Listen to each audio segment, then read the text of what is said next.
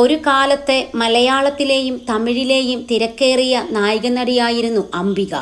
61കാരിയായ അംബിക ബാലതാരമായാണ് അഭിനയിച്ചു തുടങ്ങിയത്. പിന്നീട് നായിക നടിയായി രണ്ടാം വരവ് നടത്തുകയായിരുന്നു. അംബിക ഒട്ടനവധി മലയാള സിനിമകളിൽ നായികയായി അഭിനയിച്ചിട്ടുണ്ടെങ്കിലും രാജാവിൻ്റെ മകൻ എന്ന മോഹൻലാൽ ചിത്രത്തിലെ അംബികയുടെ റോൾ മലയാളി മറക്കാനിടയില്ല. 1962 അംബികയുടെ ജനനം.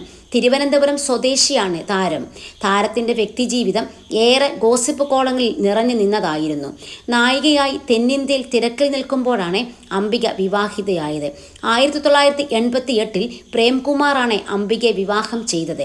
ശേഷം അംബിക US സ്ഥിര താമസമാക്കി. ദമ്പതികൾക്ക് 2 ആൺമക്കളുണ്ട്. എന്നാൽ അഭിപ്രായ വ്യത്യാസത്തെ തുടർന്ന് 1996 ഇരുവരും വിവാഹമോചിതരായി. വിവാഹമോചനത്തിന് ശേഷം അംബിക വീണ്ടും അഭിനയത്തിലേക്ക് തിരിച്ചെത്തി. അതിനുശേഷം സിനിമകളിൽ ക്യാരക്ടർ റോളുകളാണ് നടിക്ക് ഏറെയും ലഭിച്ചത്. ഇപ്പോൾ താരം സീരിയലുകളിലും അഭിനയിച്ചു തുടങ്ങിയിട്ടുണ്ട്.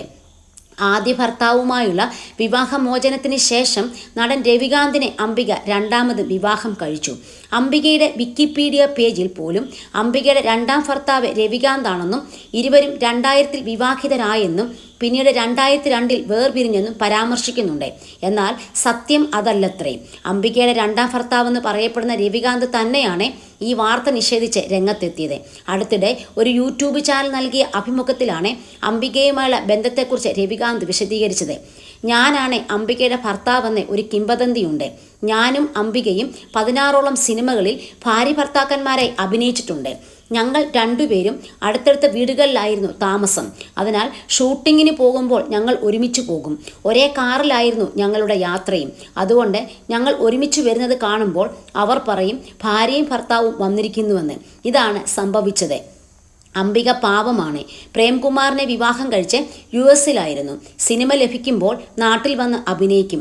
ഇതാണ് സത്യം. അതിനാൽ വെബ്സൈറ്റുകളിലും സോഷ്യൽ മീഡിയകളിലും വരുന്ന വിവരങ്ങളിൽ വഞ്ചിതരാകരുത്. സത്യത്തിൽ ഞാൻ അംബികയെ വിവാഹം കഴിച്ചിട്ടില്ല.